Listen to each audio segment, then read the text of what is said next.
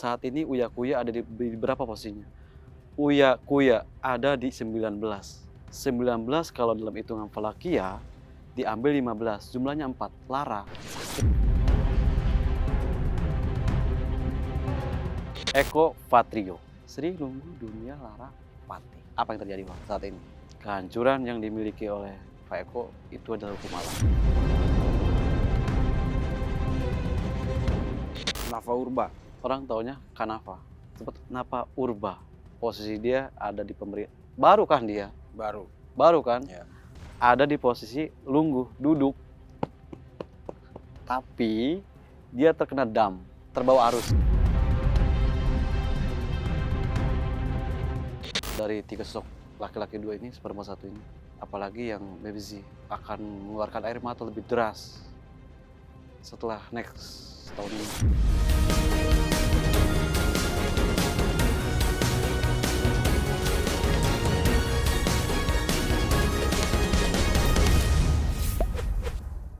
Selamat malam pemirsa cumi-cumi.com. Hari ini penampilan saya agak beda. Ini hadiah dari Ki Demang. Ini apa namanya Ki? Itu namanya ikat Pasundan. Ikat Pasundan. Iya. Untuk ini ya Sunda ya. Iya, itu kalau diartikan sing saiket.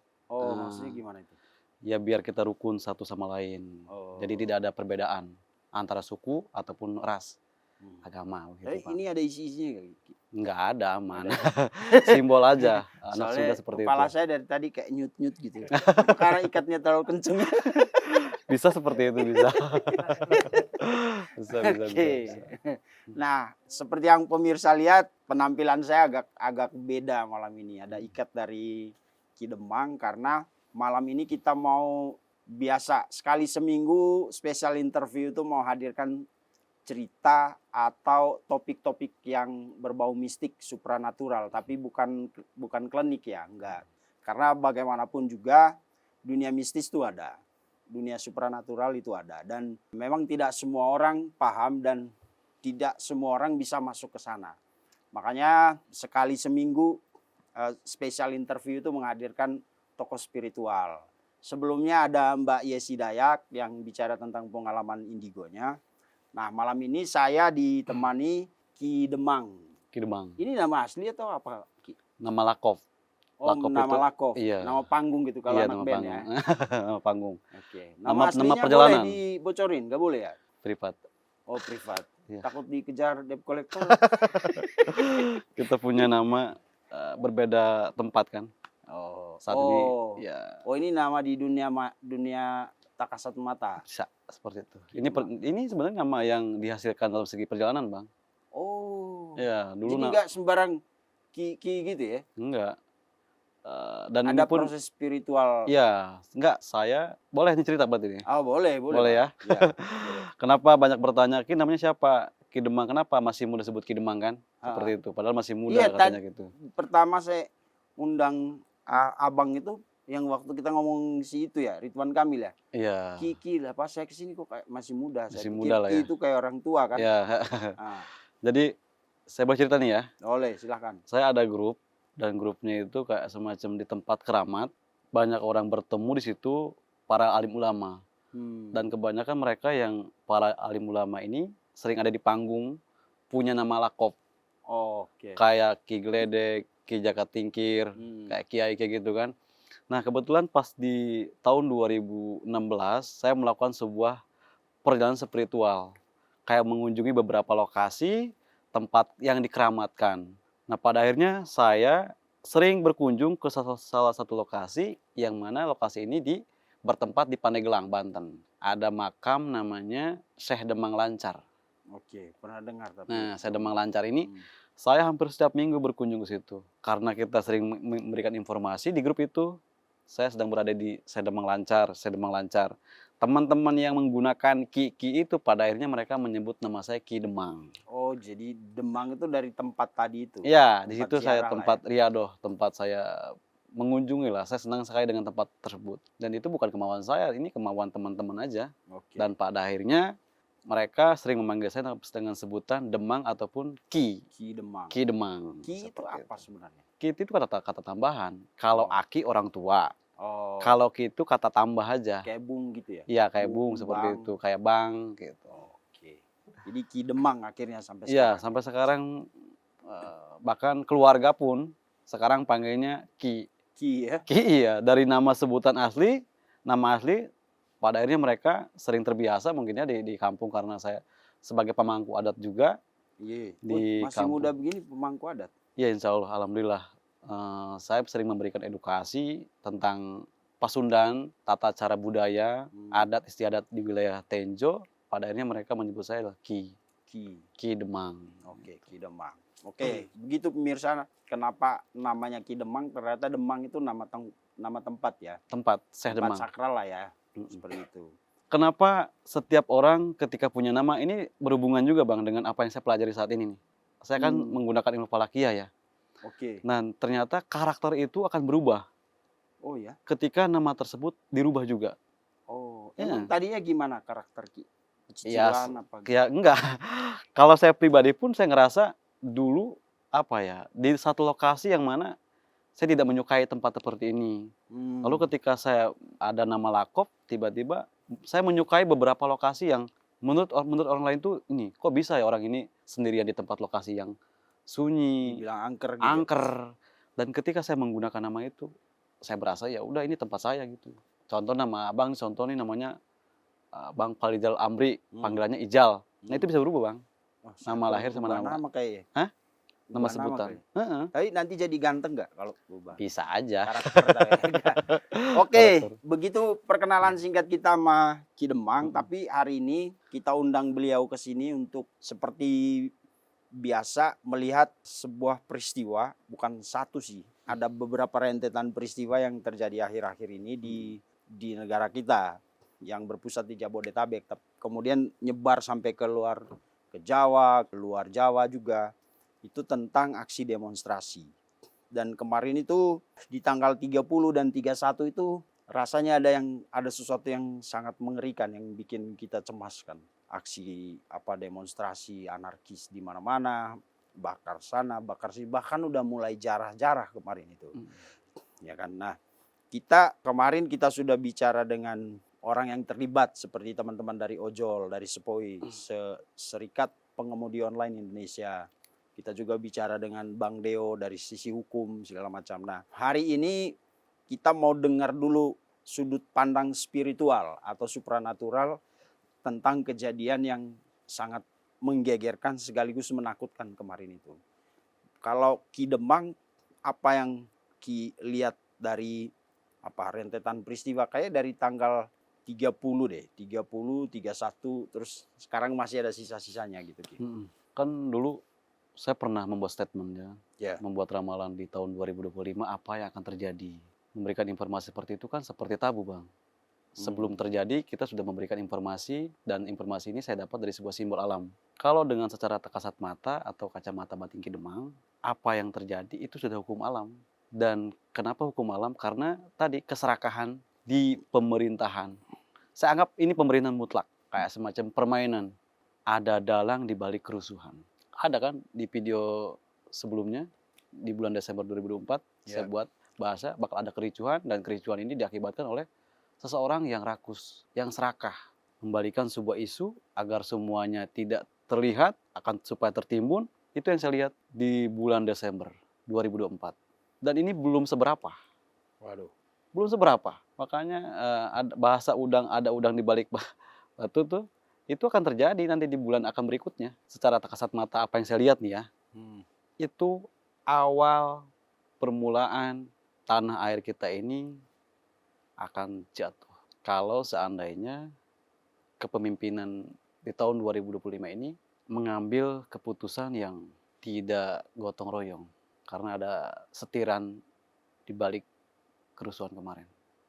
Itu yang saya lihat. Oke. Kalau nggak salah, Ki Demang ini menguasai ilmu falakiyah ya Bang? Betul. Hitung-hitungan dalam apa tradisi Sunda, falakiyah itu, bukan? Se-Nusantara saya pegang. Ya, ilmu falakiyah. Coba kita mulai dengan tanggal 30, 31 misalnya. Tanggal 31 di bulan 8. Di bulan Agustus 8. Oke. Dan itu masuk bisa bulan 8 di bulan 9 juga. Ilmu falakiyah ini diambil dari angka dan nama. Agustus. Contoh A, alif, G, Ga, U, Sya. Agustus. Agustus ini jumlahnya 8. Dan ini adalah tahun 2025. Dengan hitungan Falakiyah, Sya ini adalah 8. 8 kalau ditambah 31 jumlahnya 39. 39 diambil 35. Sisanya 4 ya. 4. 4 kalau dalam hitungan Jawa, Sri, Lunggu, Dunia, Lara. Kenapa 4? Karena sisa pembagian tadi di bulan Agustus. Kalau hitungan Falakiyah secara keseluruhannya kita menggunakan alif hamzahiyah, kita menggunakan hanacara kata tasawala, kita menggunakan kultur yang mana keseluruhan. Dan Sa ini baru awal. Artinya ketika awal akan ada lagi tambah 1, pati. Ini yang saya anggap mudah-mudahan tidak terjadi apa yang saya lihat. Dan jangan percaya juga nih, ini apa yang saya lihat. Tetapi terkadang saya melihat ini seperti ramai gitu Bang tuh. Ketika saya pejamkan mata, lalu saya kaitkan dengan Falakiyah, saya melihat ini orang kok kayak sambil kayak orang tonjok menonjok, kayak ditebas, kayak ditembak gitu. Kita pun yang ngelihat, yang merasakan seperti itu kayak mual, capek. Apa yang akan terjadi ya? Ini di mana ya lokasinya? Itulah yang kadang susah untuk menangkapnya. Dan kita suka diberikan simbolnya itu kayak titik letak. Kok ini kayak ke barat, kok ini kayak ke timur, kok ini kayak ke utara. Berarti ini lokasinya di Jawa Barat. Berarti ini lokasinya di Jawa Tengah. Apa ini di ibu kota? Seperti itu. Tidak keseluruhan, makanya saya pakai ilmu Falakiyah. Ilmu Falakiyah ini apa? Saya kaitkan dengan apa yang saya rasakan, lalu saya kaitkan dengan kepemimpinan, soalnya apapun yang akan terjadi tergantung pemimpinnya. Dan ketika pemimpinnya sudah benar, akan ada dalang di balik sebuah wadah. Wadah inilah yang sering memicu trouble. Dan itu suka diberikan simbol melalui angka atau melalui gambaran ketika kita melintas. Saya pernah melintas waktu itu di wilayah di Bundaran HI, Jakarta. Tidak sengaja saya menemui klien dan saya ngelihat seperti orang ramai banget. Di dalam mobil, ada apa ini? Apa yang terjadi itu? Itu sebelum saya memberikan sebuah informasi ramalan itu. Apa yang saya lihat. Dan terpaksa saya memberikan sebuah pendapat atau apa yang saya lihat. Karena untuk antisipasi, jangan terbawa arus. Karena kalau terbawa arus, rugi sendiri. Soalnya ini adalah sebuah permainan dari orang-orang yang berdasi seperti itu. Kalau kita memberikan informasi seperti itu, orang-orang akan mengatakan, hayul, halusinasi, masa jangan percaya. Iya betul, jangan percaya. Tetapi ketika sudah terjadi, bulian tersebut akan terjadi kepada mereka yang mengatakan jangan percaya dengan orang. Saya sebenarnya tidak mau apa yang saya lihat ini terjadi. Mudah-mudahan apa yang saya lihat, apa yang saya rasakan ini adalah sebuah mimpi yang bangun sore. Tidur pagi bangun sore seperti itu. Ya terpaksa kan. Oke, Ki, tadi bilang pati. Emang apa itu pati dalam ilmu Falakiyah? Pati itu selesailah sudah. Orang kalau masih bisa bernapas, aman. 50-50, 50-50. Tetapi kalau sudah angka pati, bisa diselesaikan dengan cara kias. Kias ini ibarat mengorbankan. Harus ada korban atau tumbal di balik dalam semua ini. Oke, kalau dalang itu kita pasti tidak mungkin menyebut nama atau ini. Tapi itu orang dalam atau luar pemerintah? Orang dalam yang disuruh oleh orang luar. Kita dalam yang biasa kalau ketika ada rapat besar, dia di situ. Indonesia ini kan sedang tidak baik-baik saja, Bang. Momen ini tuh sudah ditunggu lama sekali. Dan ini baru permulaan. Bukan berarti saya untuk pengen ini terjadi tidak, tetapi ketika semua ini saya bicarakan di sini, agar hati-hati nih dengan dalang di balik kerusuhan ini.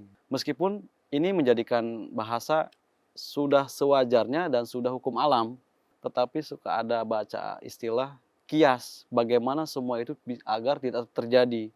Maka tumbalkan orang itu atau korbankan orang itu. Keluarkan atau bagaimana, biar semuanya aman. Oke, berarti berat ini ke depan ini. Kalau bisa melewati di bulan 10, insya Allah Indonesia aman, akan jauh lebih baik lagi. Tetapi kalau sampai bulan 10 ini masih terjadi, saya rasa ekonomi, kerusuhan yang belum seberapa akan terjadi lagi, bahasa 98 akan kembali terulang. Tapi melihat gejala yang sekarang kan mulai menurun tuh. Kemarin 30-31 itu panas sekali, lalu mulai menurun, mereda gitu. Walaupun masih ada aksi tapi kecenderungan untuk melakukan anarki itu udah tindakan anarkis itu kayaknya udah bisa diredam gitu. Apakah itu bisa akan jadi pertanda baik ke depannya?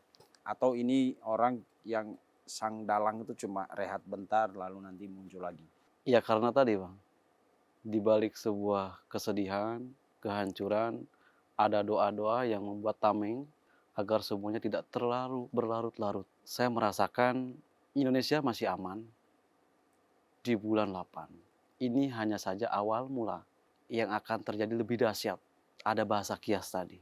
Dengan cara berdoa, pasrah, maka semuanya akan Allah gerakan, kan begitu. Dan saya percaya. Tetapi akan ada lagi nanti next di bulan 9 sampai bulan 10. Ini akan, data ini udah bocor kayaknya gitu. Data ini udah bocor sampai keluar kan. Saya ngeliat nih, jangankan di luar, di dalam ruangan tersebut tuh mereka rusuh, saling lempar, berdasi, menggunakan jas berwarna navy, lempar sana, lempar sini, di luaran sana rame. Akan lebih dahsyat, huru-hara juga akan ada kalau di dalamnya rusuh. Yang penting tadi, di dalamnya itu harus segera dieksekusi. Siapa kira-kira yang akan tampil untuk meredam ini? Kalau siapa sih akan tampil yang meredam ini, satu keputusan, maka saya lihat ada beberapa dari orang tua menggunakan peci berbintang, kumpul di situ, maka ada satu sosok laki-laki yang tadi saya sebutkan menggunakan jas, berdasi, lalu disingkirkan. Kalau seandainya ini terjadi, tetapi kalau ini tidak terjadi, maka yang akan terjadi kerusuhan. Kiasnya, seharusnya libatkan para tokoh-tokoh, libatkan para suku, maka insya Allah tidak akan terjadi. Tapi saya ingat ini akan terjadi. Cara kias seperti itu Bang. Saya berharap di bulan 10 ini tidak terjadi. Saya selalu berdoa ketika saya lagi di luar rumah, di luar saung, di luar padepokan. Ya mudah-mudahan Indonesia lebih baik lagi ke depannya, lebih makmur, lebih jaya. Saya juga sering menyimak kan di media sosial. Apa saya menyampaikan ini ketika di media sosial, di IG, di TikTok ataupun itu, awas hati-hati. Ini yang disebut mulih kajati mulang ke asal. Apa itu? Ya tadi kita akan bareng-bareng pulang. Awas hati-hati di tahun 2025 ini. Mengerikan juga. Iya. Nah, kalau kita orang awam melihat, kan kita melihat sesuatu yang nyata, ada kebakaran, ada asap, ada aksi serang menyerang gitu. Nah, kalau si pranatural itu kan melihat sesuatu yang tidak dilihat orang. Taruhlah misalnya di Jakarta ini sekarang, auranya seperti apa? Alam tuh, bahasa alam itu apa kalau di Jakarta misalnya? Gersang, panas, aura tebal. Saya menyebutnya alam Sindem Layon. Apa itu? Alam yang tidak beraturan, aura yang tidak beraturan. Seperti kita masuk ke dalam ruangan dan ruangan tersebut penuh dengan kabut, penuh dengan asap. Nyesek sekali kalau di Jakarta. Udah campur aduk. Makanya orang ketika di Jakarta lalu mereka mencari tempat healing, wisata, ke pegunungan, ke laut. Mereka merasa nyenyak, enteng. Untuk bahasa refreshing itu kayak hipnoterapi gitu kan ya. Kenapa ya tadi auranya di Jakarta itu sudah tidak bisa dibaguskan, terlalu tebal sekali auranya. Yang membuat terkadang saya aja ketika melintas, contoh abang pasti pernah merasakan, semuanya pasti pernah mengalami. Kalau masuk ke dalam ruangan ataupun lokasi yang lokasi tersebut kayak semacam angker, berbau mistis, bulu punuk merinding, kayak mual, pusing dan sebagainya. Itu artinya berbenturan dengan energi yang tidak menyukai dengan kehadiran kita. Jakarta seperti itu. Itu dari mana tuh aura negatif itu? Dari manusianya yang pikirannya kotor, teman makan teman, saudara makan saudara, haus, serakah, hak yang bukan haknya dia makan. Maka sesuatu itu akan terjadi penebalan aura. Dampaknya itu, ruangan itu akan menjadi sesak, akan menjadi padat. Semakin lama itu akan menjadikan kehancuran bagi si penghuninya. Dan hal itu terjadi sangat masif. Apakah, kan kita percaya bahwa negara ini dibangun oleh leluhur gitu. Betul. Apakah ada unsur kemarahan sejarah atau apa gitu dari orang-orang yang sudah berjasa membangun negara ini? Pasti Bang. Kalau kita ingat dengan ayat, jangan lupakan uyut. Oyo itu siapa? Orang leluhur kita lah. Orang tua kita. Mereka lah yang telah membangun sebuah dinasti yang saat ini sampai detik ini kita menikmatinya. Terus apa yang kita berikan kepada mereka? Jangankan untuk memberikan sebuah hadiah, justru kita sebaliknya. Keserakahan itu yang tadi, yang membuat alam ini semakin goyang. Dan alam akan datang ke tempat-tempat yang membuat mereka itu tidak nyaman. Khususnya di Jakarta. Dampaknya itu bisa ke Jawa Barat, ke Jawa Tengah, dari Jawa Barat kirim ke Jakarta, Jawa Barat ke Jakarta. Itulah, dengan cara seperti itulah kita diberikan sebuah bahasa. Sadar lo, sementara ini kan kita belum sadar, cuman tahu saja. Makanya ada bahasa seperti ini, jati diri. Jati diri itu adalah kesadaran. Kalau kita tahu, yo toh kita ini bakal mati, cuman belum sadar. Itu aja. Makanya belum ada yang sadar nih saat ini di Jakarta. Mereka cuma tahu, iya dong akan terjadi kok. Setiap ini, iya, itu untuk memberikan kita itu supaya kita sadar diri. Sing eling, sudah diberikan bahasa dengan gaya bencana, dengan gaya kekurangan, dengan gaya retak gempa. Lalu kita diberikan gift oleh sang pencipta untuk memberikan tadi. Awas, kan begitu. Saya melihat nggak enak nih. Tapi kan tadi mereka itu kayak menyepelekan. Apa sih lu? Ketika sudah terjadi, oh iya ya. Nah itulah, agar lebih hati-hati lagi. Karena ini awal permulaan di dalam sebuah dinasti yang mana mereka sangat menunggu sekali kehancuran ini. Oke. Nah, hampir di setiap aksi demo itu ketika berakhir dengan tindakan anarkis itu orang selalu curiga dan berasumsi pasti ada yang menunggangi, pasti ada penyusup, ada provokator, ada dalang. Sementara orang-orang itu kan jarang terlihat di lapangan, ya kan? Tapi mereka punya tujuan. Kalau yang secara supranatural apa sih yang sebenarnya mereka cari? Kalau pandangan secara tak kasat mata saya, seseorang ketika sudah diberikan kemewahan, harta yang berlimpah, maka mereka pengen menguasai. Ini udah cukup. Saya merasa orang ini sudah mulai kehilangan arah. Saya melihat dia udah dikuasai nih. Jiwa raganya itu udah dikuasai. Karena keserakahan tadi. Apa yang dia makan ini adalah yang bukan haknya. Maka ketika dia makan, akan menjadikan sarang tempat aura negatif di dalam dirinya. Aura negatif ini sesuatu yang bersifat tabu. Tetapi itu dibangun oleh sesuatu yang tak kasat mata agar menjadi adu domba. Ketika adu domba terjadi, maka akan terjadi kehancuran. Disitulah sesuatu yang tak kasat mata lah menyukainya agar kehancuran itu terjadi. Kalau abang bertanya kepada saya, apa yang mereka inginkan? Mereka pengen menguasai. Kita stop dulu soal itu, Bang. Yang menarik adalah ada beberapa selebriti yang kemudian dianggap sebagai sebagian dari pemicu terjadinya kerusuhan ini. Kita sebut saja nama yang sudah beredar, misalnya Uya Kuya, Eko Patrio, Nafa Urbah. Nah, coba kita lihat satu-satu sekarang. Uya Kuya itu kalau tidak salah udah cukup lama dia berjuang untuk masuk parlemen.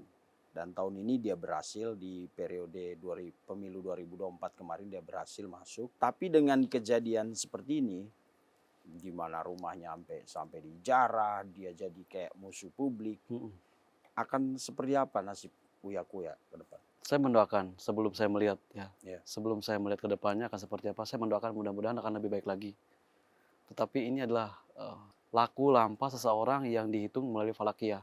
Ini adalah sebuah kultur pergelombangan, perputaran seseorang. Jadi ketika di atas mereka ke sini, pasti kan begitu kan? Ini kan bundar, bumi ini kan bulat dan bumi itu kan berputar. Sama dengan kehidupan kita. Saat ini Uya Kuya ada di berapa posisinya? Uya Kuya ada di 19. 19 kalau dalam hitungan falakiyah diambil 15, jumlahnya 4. Lara, sakit hati nggak dia melihat dijarah rumahnya? Secara pandangan sendiri ya, menurut versi Uya Kuya mungkin sakit hati banget. Saya kan tidak berbuat apa-apa. Ya inilah hukum alam. Karena mulai hitungan falakiyah itu Uya itu 14, K itu 5. 5 tambah 14, 19. 19 diambil 5, 14. 14 diambil 5, 9. 9 diambil 5, 4. Sri, Lunggu, Dunia, Lara. Di tahun 2025, Uya Kuya jatuhnya di 4. Lalu apa yang akan terjadi ke depannya? Fatih. Fatih itu apa? Des ke bawah. Tumbang. Selesai. Lalu akan membangun sebuah dinasti. Sri, satu lagi. kembali ke satu. Turun kelas gitu maksudnya. Sri, Lunggu, Dunia. Semua orang akan mengalami seperti ini. Tergantung ada di posisi mana dia berada. Di tahun 2024 kemarin, Uya Kuya ada di posisi 3. Sri, Lunggu, Dunia. Lalu saat ini akan berada di posisi 4. Pas Uya Kuya. Oke. Lalu Eko Patrio. Eko lumayan lama juga berkecimpung di politik. Ya, Eko Patrio. Jumlahnya Eko. Yang tahu orang itu cuma Mas Eko, Pak Eko kan. Salah seorang komedian, artis. Mereka hanya tahu Eko, K5. Sri, Lunggu, Dunia, Lara, Pati. Apa yang terjadi Bang saat ini? Kehancuran yang dimiliki oleh Pak Eko itu adalah hukum alam. Dua public figure ini adalah hukum alam. Bukan berarti hukuman dari kita ya. Hukum alam itu adalah dari Sangsakerta. Itulah apa yang mereka perbuat. Mau bagus, mau jelek, itu akan ada di fase itu. Tergantung perjalanannya. Sanggup gak akan melewatinya? Sanggup. Karena dia diberikan treble atau sebuah treble yang besar, pasti dia akan sanggup.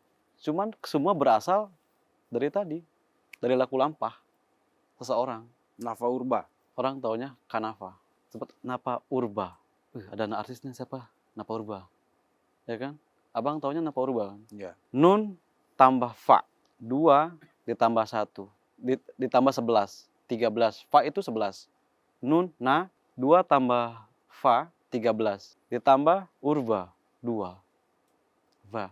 Ada Ro tambah 4. Berapa jumlahnya? Nun 2 tambah 13. Tambah 11. 13. 13 tambah 4. 17. 17 diambil 15. 2 Lunggu. Posisi dia ada di pemerintah. Baru kan dia? Baru kan? Ya. Ada di posisi Lunggu, duduk. Tapi dia terkena dam, terbawa arus. Seharusnya tidak terlibat, seharusnya Napa Urba itu. Tetapi terbawa arus. Karena dunia politik itu kan dunia kejam. Itu yang saya ketahui. Itu yang saya lihat. Ketika dimensi saya masuk ke dunia politik, dunia saya masuk ke dalam satu ruangan, dan ruangan ini tertutup, tidak terlihat oleh siapapun, lalu saya akan masuk ke lokasi tersebut, saya melihat, wah orang ini, awas akan terjadi seperti ini. Tapi kan kita jauh, nggak bisa komunikasi. Seharusnya tidak terlibat Napa Urba. Satu lagi Bang, Baby Z. Baby Z itu sebenarnya dia bukan anggota DPR RI, tapi dia anggota DPRD DKI Jakarta. Itu banyak disorot karena dia bilang liburan mewah, walaupun dia udah klarifikasi bahwa itu bukan liburan tapi ngantar anaknya ke London karena kuliah di London.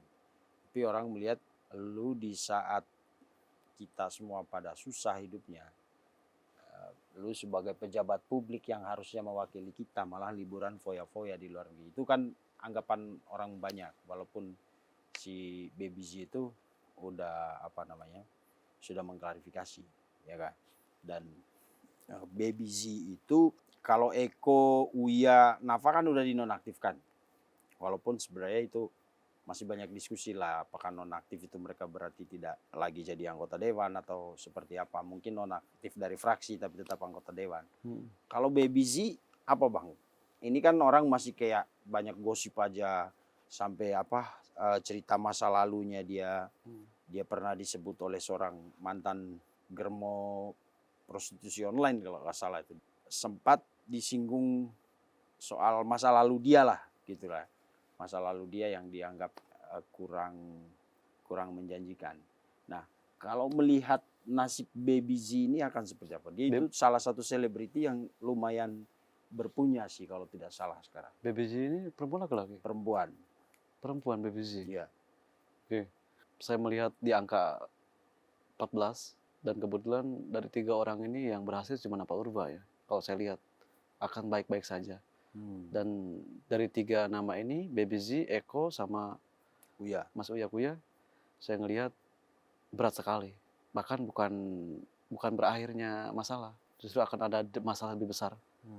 Dari 3 sosok laki-laki 2 ini, perempuan 1 ini. Apalagi yang Baby Z akan mengeluarkan air mata lebih deras setelah next tahun ini, lebih dahsyat, seperti kehilangan. Entah, saya melihat berderai air mata perempuan ini berambut panjang. Ya. Tapi saya tidak kenal orangnya. Abang menyebutkan nama itu, aslinya kan orangnya begitu. Baik, cuman tadi tidak bisa memanage masa bodoh. Yang penting saat ini begini, gimana nanti. Tetapi saya melihat ada sebuah tangisan ke depannya. Seperti kehilangan. BBC. Satu lagi Bang, Bella Sophie yang kemudian memutuskan mundur dari anggota DPRD Maluku kalau tidak salah. Filosofi. Bella Sophie. Berakhirnya perjuangan bukan berarti berakhirnya kemauan. Seperti merencanakan sesuatu. Tapi itu adalah cikal bakal dia akan sukses kembali. Saya melihat di Bella Sophie. Karena di angka dia adalah angka Fatih saat ini. Dan itu akan masuk jatuh nanti di bulan 11, di bulan 12 dia akan berdikari nih menjadikan suatu tempat dan tempat tersebut menjadikan dia nyaman, tenang. Kayak semacam sudah punya planning. Karena sudah mumet di tahun 2024 sampai sekarang udah mumet dia. Dan ini saatnya dia untuk keluar dari zona itu untuk membangun sebuah dinasti yang baru. Dan di DPR itu kan banyak selebriti, ada Ferel juga, Ferel Bramasta, ada Pasha Ungu, ada Mulan Jamila, Ahmad Dhani, Once Mekel. Kalau menurut penglihatan Ki Demang, nasib seleb-seleb yang sekarang terjun di dunia politik itu akan seperti apa? Kalau saya melihat di dunia politik, orang seleb-seleb ini mereka aman-aman saja, baik-baik saja. Tetapi ada satu selebritis yang masuk dunia politik, tetapi tersandung perselingkuhan. Hati-hati juga. Saya tidak bisa menyebut inisialnya juga ya, karena sangat sedikit sekali inisialnya, cuman dia satu-satunya begitu. Dan saya hanya memberikan informasi saja, awas lebih hati-hati lagi. Satu sosok laki-laki ini berkacamata, menggunakan kacamata, segeralah sadar usia sudah makin tua, saatnya kembali. Mau secantik apapun, yang lebih cantik yang di rumah gitu. Segera sadar aja gitu. Karena akan ada sesuatu yang berdampak gila, ramai banget gitu. Sosok laki-laki ini akan tersebar di mana-mana. Saya sepil gayanya aja ya. Orangnya asik, rambutnya agak cepak. Itu aja deh. Saya tidak pernah menyebutkan. Tapi ini artis. Iya, artis. Artis laki-laki. Iya, di dunia politik itu. Iya, dia lolos dari serangan masyarakat untuk sekarang, tapi akan ada persoalan lain yang akan menimpa dia soal keharmonisan rumah tangga. Gitu. Iya, betul. Itu di dunia politiknya. Saat ini kan dia ada di dunia politik, saya melihat nih. Tapi sebelum ini terjadi, segeralah untuk kembali. Secantik apapun perempuan di luar sana, lebih cantik yang di rumah itu. Itu aja. Sebelum terjadi nih, hati-hati itu aja. Oke. Nah, secara umum sekarang terakhir, Ki. Oke. Ini kan tadi ada anggota dewan, ada artis, ada pemerintah, politisi, birokrat gitu. Ada dalang, ada provokator dan lain-lain. Setelah kejadian yang 30, 31 hari ini juga masih ada aksi-aksi sporadis gitu. Apakah kekuatan-kekuatan gelap itu bakal ngumpul lagi dan seperti yang Ki Demang tadi bilang akan ada yang lebih besar lagi, atau ada gak nanti orang yang akan meredam semua itu? Bukan orang, tapi alam. Oke. Dalam wujud bencana. Waduh, ngeri kali. Kan bencana ini kan bukan semacam kerusuhan aja, Bang. Itu yang disebut kerisuan kan. Tapi dengan adanya bencana juga kerusuhan juga bagi mereka yang punya tanggung jawab besar di rumahnya masing-masing. Dan setelah itu akan sindam, akan hilang berita itu dan akan tumbuh lagi. Itu sudah hukumnya. Sudah permainan seperti itu. Ini kayak air tinggi. Kalau udah air gimana mau deh? Tinggi banget itu Jakarta ini. Dampaknya dari B. Masih di sekitaran B. Dan Jakarta banyak sekali anak kecil yang menangis. Wah, mereka tidak memikirkan lagi dengan sebuah pemerintahan. Per 3 bulan. Berarti bulan 11. Pas musim hujan itu. Mudah-mudahan itu terjadi. Ya. Nah, terakhir, apa yang harus dilakukan oleh bangsa ini supaya kita udahlah capek juga ribut-ribut begini kan? Capek. Bangun hancurin. Capek. Apa gitu?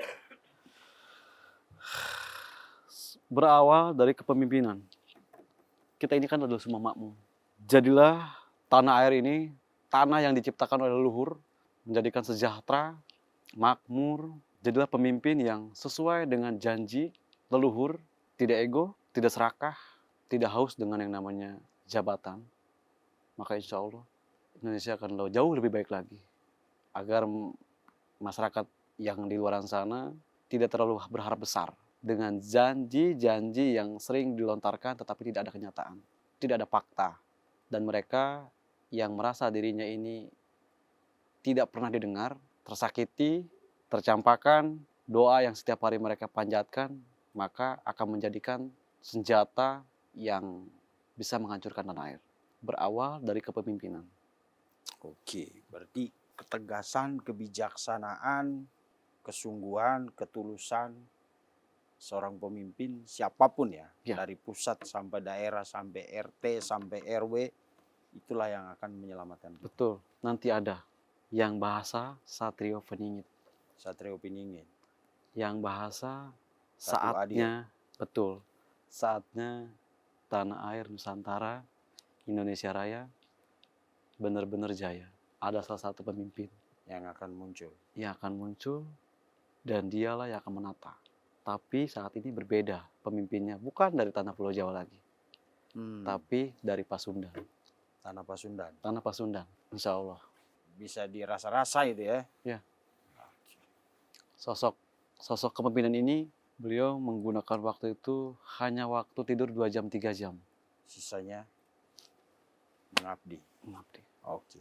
Kita tunggu kehadiran Satrio Peningit, Ratu Adil, untuk sungguh-sungguh membawa bangsa ini ke kehidupan yang lebih baik. Amin. Itu. Kurang lebih begitu ya, Ki? Betul. Oke. Terima kasih Ki Demang, kita banyak bercandanya.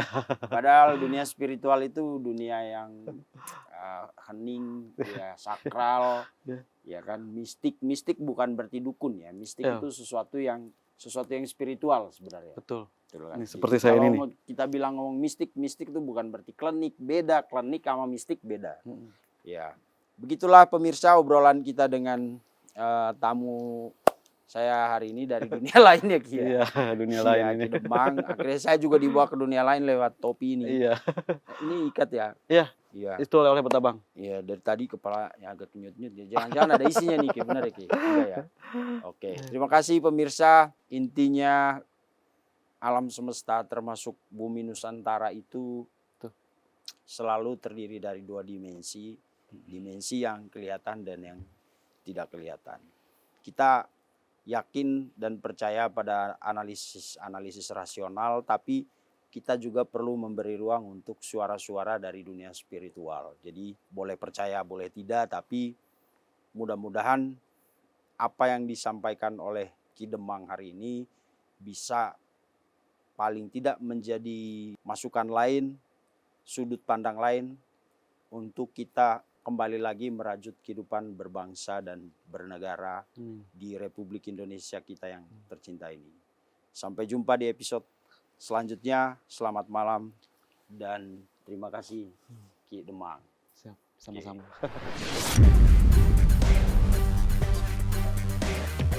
Terima kasih sudah menonton.